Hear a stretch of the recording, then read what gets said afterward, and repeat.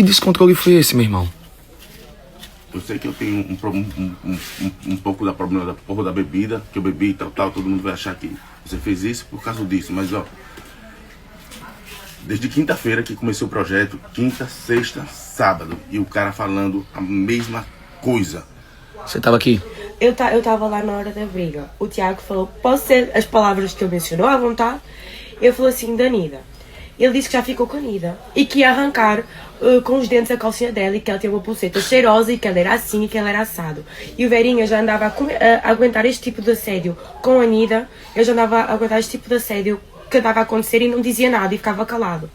Só que na hora da briga ninguém ficou a entender nada porque ele ficou calado durante 40, 50 segundos. Aí ele começa a dizer assim, e tu és uma merda, porque só entras aqui neste programa e só queres saber de sexo e falar de foder e falar disto e isto e aquilo enquanto não tens a noção das coisas que tu falas.